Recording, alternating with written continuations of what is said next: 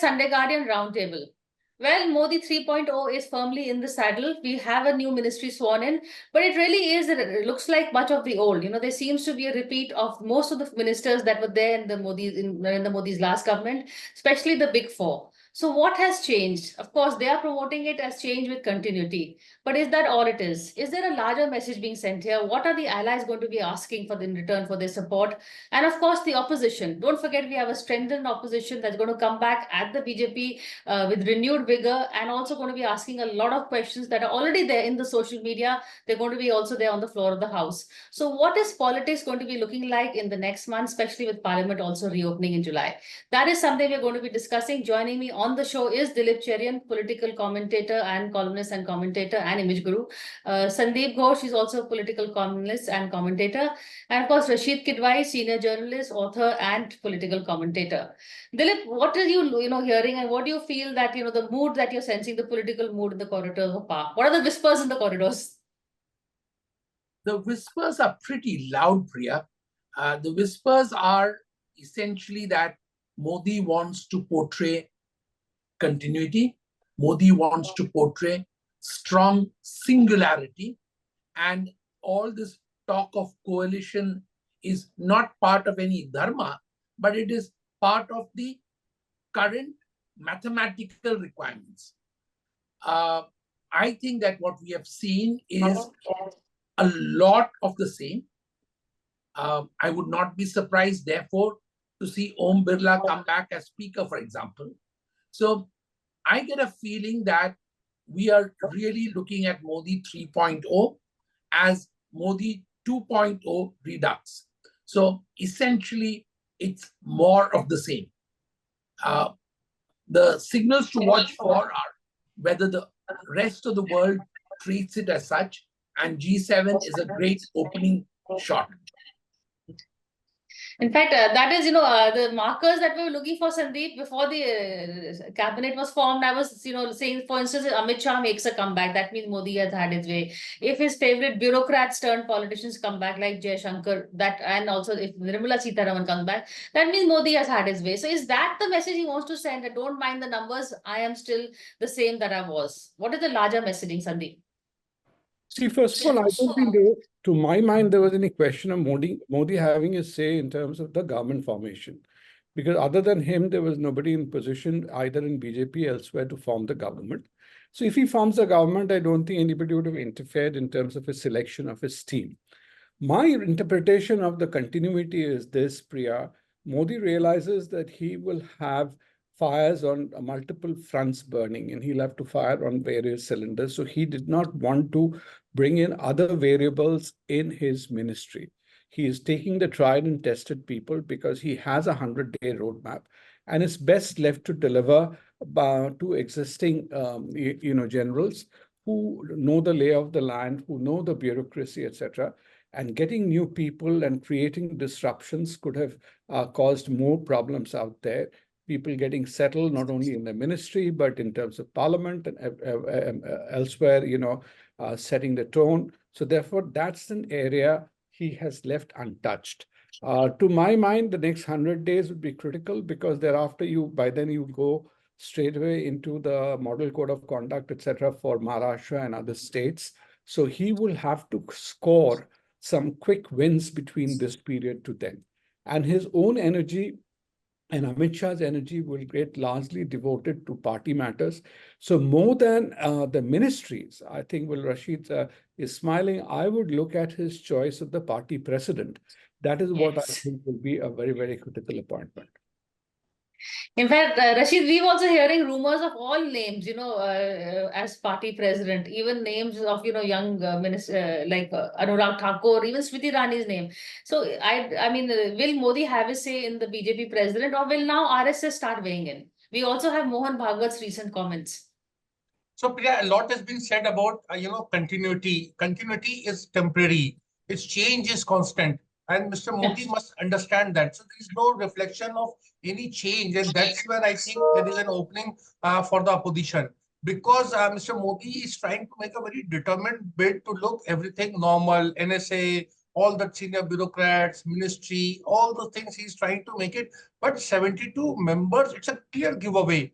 72 member cabinet, the first chance, the bigger the cabinet, the more weaker you are. So that's the Right. long and short of it. So whatever Mr. Modi does, he's it's a race against time. Before, see, you look at utterances, what is going on, what Mohan Bhagwat is saying, what Indiresh Kumarji is saying, all kind of pronouncements are being made. Mr. Modi is trying to be very business as usual, but it is not business as usual, and he must understand. See, there are two things, Priya, I want to look out for more than this, names and continuity in cabinet and all.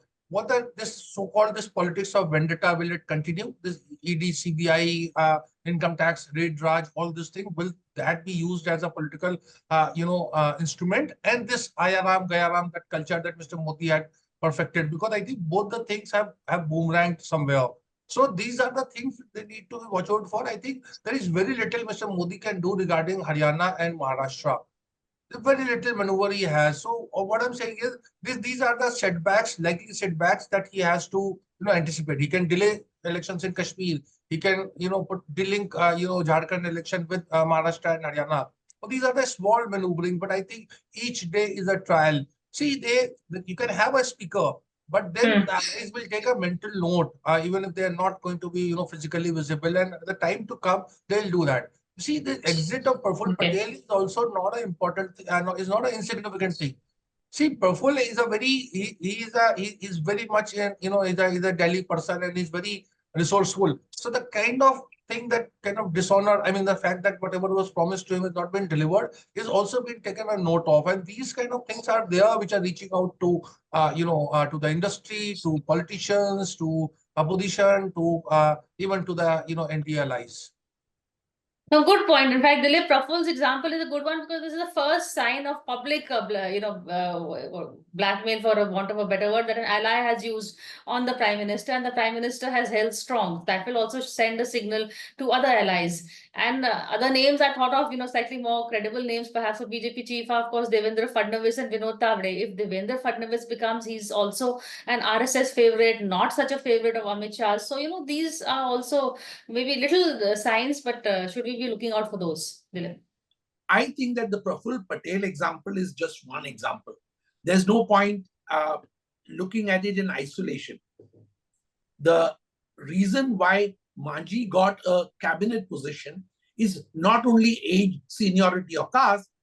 The tea leaf readers of Lutyens Delhi, who are back in business, are saying that a large part of it was on account of the fact that he applied brinkmanship and said, I'm not turning up if you don't give me cabinet. It may or may not be true. The story may be purely apocryphal. But as Sandip said, that the idea of keeping the boat stable, because there will be, Scud missiles of this kind going on all the time, is a reason why Modi 3.0, while it looks the same as Modi 2.0, the purpose of doing 3.0 the same way is different. And I think we need to take that into account. In fact, Sandeep, another point, that I was thinking of, or another marker, so to speak, is how Prime Minister Modi, after he was, sworn in as Prime Minister, went and called on Manmohan Singh, Devi Gowda, or sought their blessings, and Pratibha Patil, something he's not done in the past also. And he's going out of his way to say, my NDA ka representative, who even got himself sworn in as an NDA leader before a BJP leader. So he is now, reinventing himself. He's great at reinvention. How credible is his reinvention? See, this is too early to call a reinvention, I would say. He's very good at, making, visual signals, like whether in first time he kind of did Shashtang Pranam before entering the parliament or this, but he also, the equation, the rapport he struck with Pranab Mukherjee, that's also should not be, so he's also good at, people think Mr. Modi cannot forge relationships or, cannot strike. He is a past master at all of these. So there would be certain purpose, but as yet, I don't see them as signs of reinvention. Signs of reinvention will come through. I will take on only one point from Dilip. I think that we should not put Praful Patel and Majhi on the same, foot, because Majhi's marginal utility for Bihar is far higher. Praful Patel could have helped him, do some amount of mediation or anything with other people. But today, NCP is a liability in Maharashtra. And they would like to actually, if NCP actually leaves BJP or this alliance, everybody will be quite happy to let them go. Though it might happen other way. And Praful Patel they have got their deal, getting themselves amnesty from whatever investigation and everything else. So, and even if they go back, I was always kind of skeptical or somewhat suspicious about this entire NCP thing, unlike Shiv Sena, which was a genuine split, so to speak. Though there is always a possibility of their going back. The NCP split looked to me very, very cosmetic. It was a thing. So there is that utility factor is different. But what Rasheed said, there will be every day there will be some new crisis. And the Congress certainly has made it a point to ridicule each move or question each move of this government. You will see now with the newfound strength or whatever you call it, more than inside the parliament, you will see much more action outside of parliament. In terms of protests or whatever.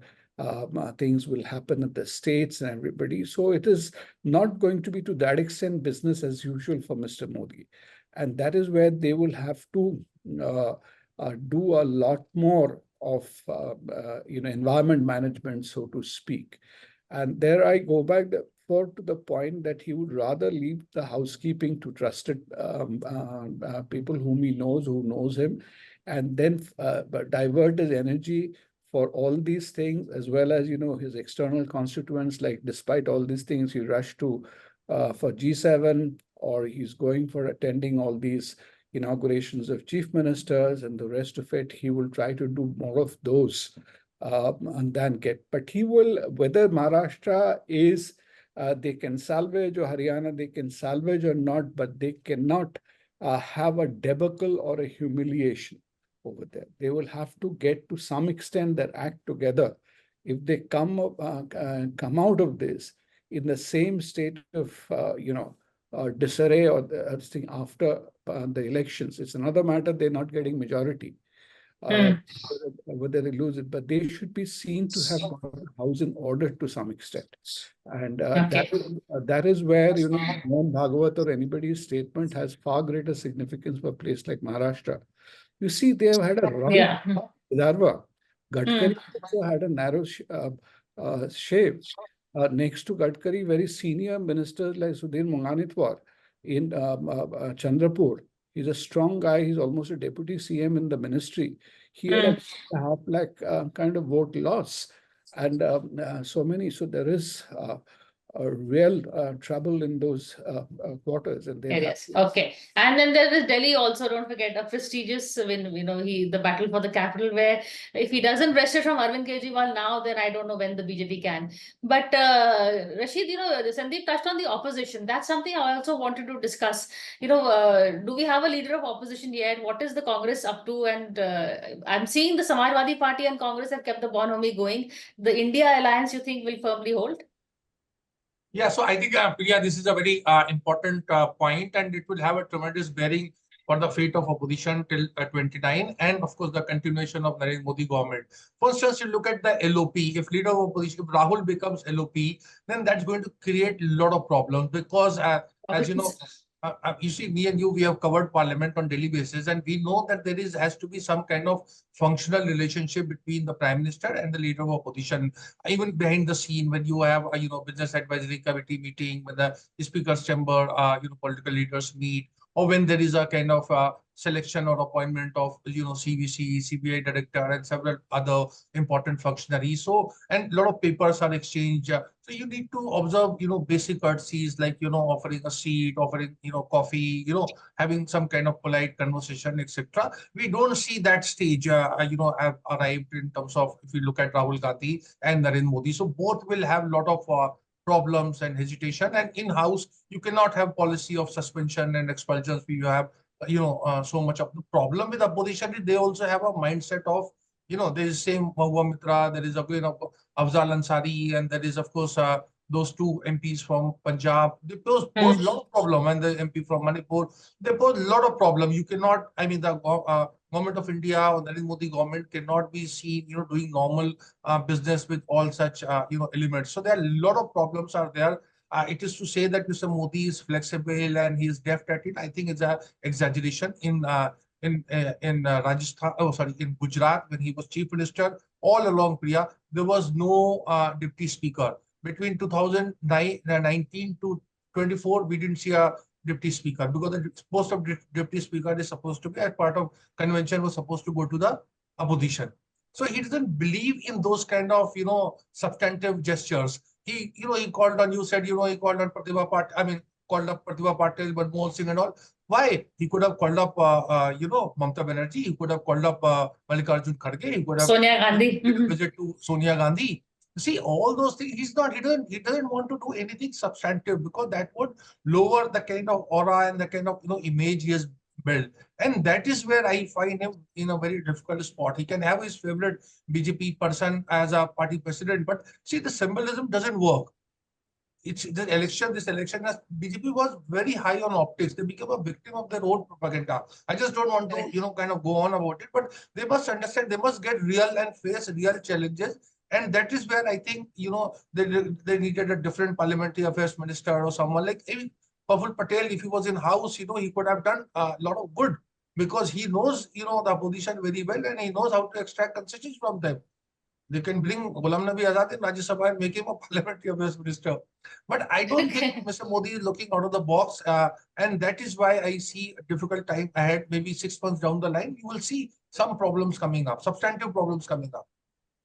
An interesting name, Rashid Sonak, Ghulam Nabi Azad. I don't think the Congress will do any business with him, so I'm not sure. But Dilip, Rashid also mentioned about the Parliamentary Affairs Minister. Kiran Rijiju, actually, Rashid, I kind of differ with you, because I thought Kiran Rijiju is a more amiable sort of a chap, someone who doesn't have that ahankar that Mohan Bhagwat spoke about. And, perhaps the opposition would have no compulsion issues doing business with him. Maybe that was the idea, because now Mohan Bhagwat has said, put aside your ego and tone down the rhetoric and just get Parliament working again. Getting Parliament working, I think Rashid's idea of attempting to get Ghulam Nabi Azad is truly out of the box. But going beyond that, I think the chances are that you will have some of the newbie members of parliament, Kangana being at the lead, making the kinds of noises which could result in a sequence of disruptions. Meaning, if you think that Smriti Irani being out of parliament means that the kind of vituperative sounds against the opposition will reduce, I think Kangana, despite having been treated to a taste of CRPF violence in Chandigarh, may want to draw attention to what she wants to say. Mahua Mitra will be in business as usual. At least those who have covered parliament know what she will do, and she's certainly come back further enhanced, both reputation-wise as well as margins-wise. But I think that the real show is going to be outside parliament. What happens with the agencies, what happens on social media, what happens in terms of on-ground protests, and to Sandip's point, the fact that you are really needing to spend time on the routine of politics, on the state elections. This is what the duo in Delhi are best at. Maybe they're going to focus on that. And that's where the real attention is going to be.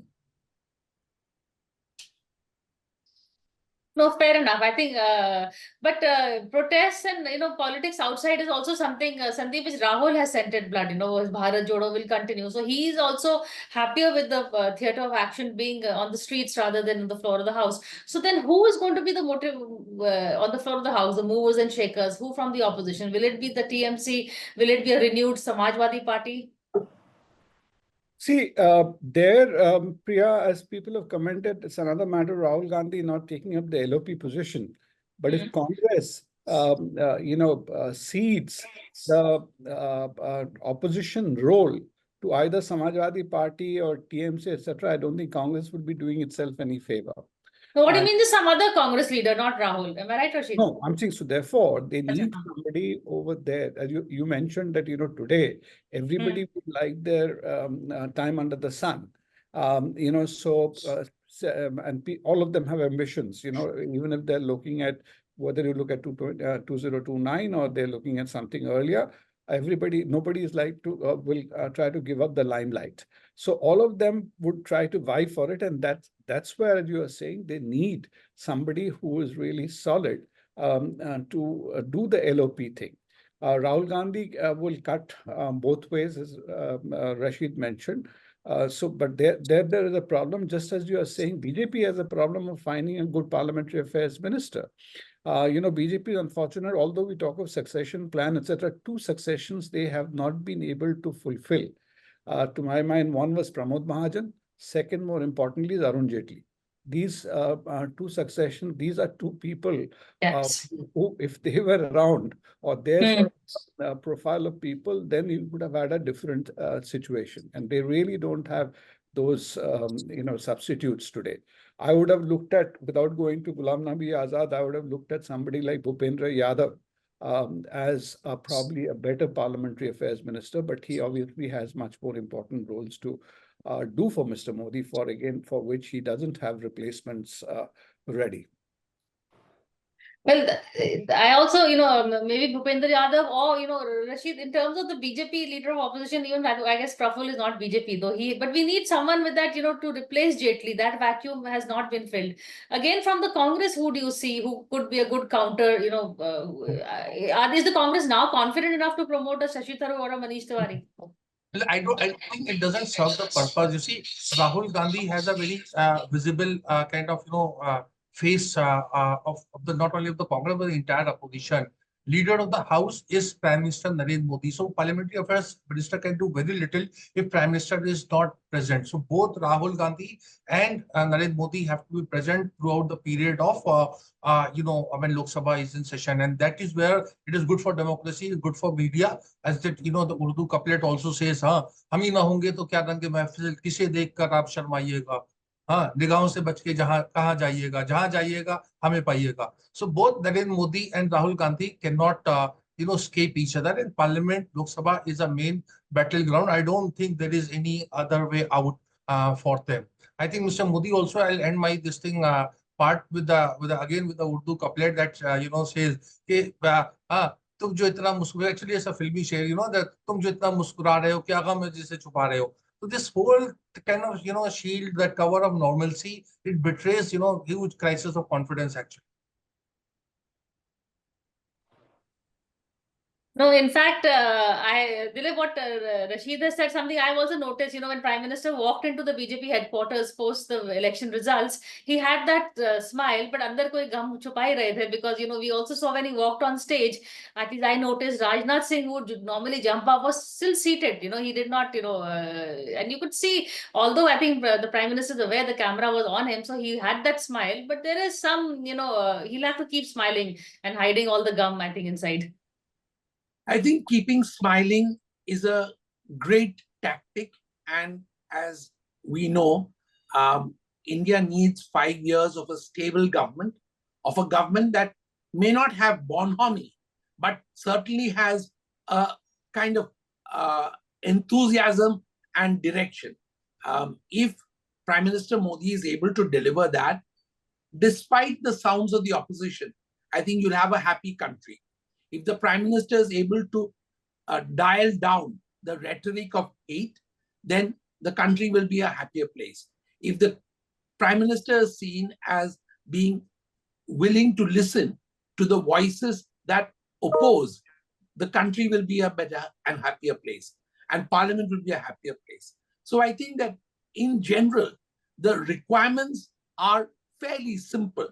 They're basic, but will those happen is what we need to watch. One quick last comment, Sandip and Rasheed. Also, do you see reforms back on the agenda? In fact, I should have asked Dilip that also. Now that the Prime Minister wants to show business as usual, and that is something neither Chandrababu or Nitish will also hold him back on. I think he has to show reforms because he has to play to, as I said, multiple audiences, including the international audience. For the global audience, he needs to show movement. That is what will inspire the confidence of the global community on Narendra Modi, that he can deliver. He will have to inspire even the business community over there. If he is not doing these are the two counts on which, in a way, he has got at least part of the mandate, he has got it from there. So unless he shows delivery there, if he becomes, again, a really one of those coalition, somebody who's caught at the trap of coalition, then he is losing his USP. So how he does, the question is, that is the question, that whether he'll do like he has done earlier, bulldozing things through, or whether he'll have to try and negotiate with the help of his allies and other people to get things done. That is something which one will have to wait and observe. And I would only end by, as you said, the quick other comment. This time I couldn't meet Rasheed in Delhi, though I was hoping to see him at IIC. But there was another of your colleagues that who will go unnamed, who was very peppy because he actually is not currently a Modi fan. So he was talking to some people when I was sitting at the bar, and he made one very pertinent observation. He says, Mr. Modi style is he can keep, sort of keep himself below the radar when it's required. Like if you look at the COVID period, he went totally below the radar till the vaccines came. And then you found him bounce back and come forward. So you might find him actually doing that for a while till he gets grip with a few things. Then you'll again find him get onto the high gear and move forward. So that is how I see it happening. So while what Rasheed says, those are entirely true, that he may not be able to, that certain things may not be in his style, but if he has to play low key for a while on those fronts, and then come once the ship of state is stable. I'll quickly give him to reach out to. You might find he may find some quid pro quos with a Stalin, although he may not have it with other people. He may be able to strike some deal even with an Akhilesh or Mamta to some extent, Okay, a deal that doesn't involve the ED and the CBI, one hopes and presumes. But Rasheed, last word, do you see a smiling Modi, a low-profile Modi? How do you see this progressing? Okay, I must say that add this one. At the end of the day, you must consider everybody is human.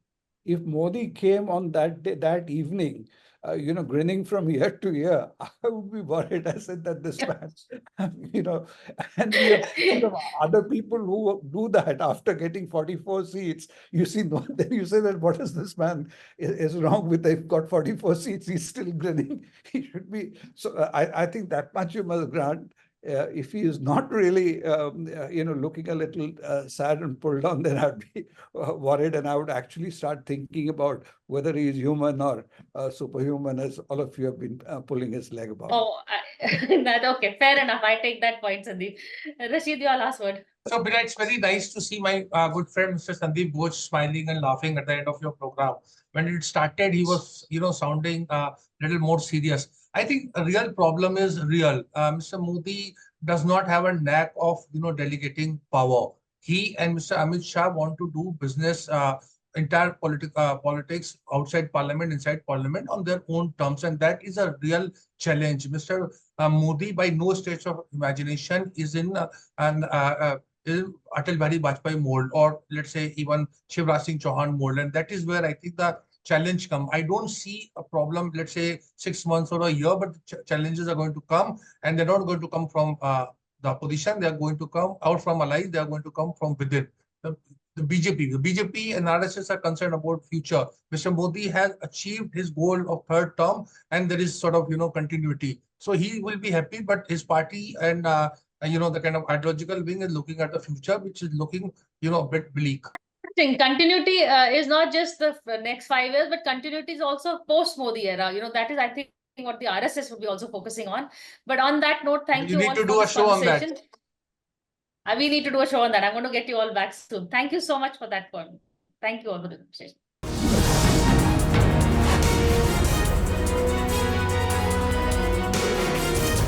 For more such videos, subscribe to the NewsX YouTube channel, hit the bell icon.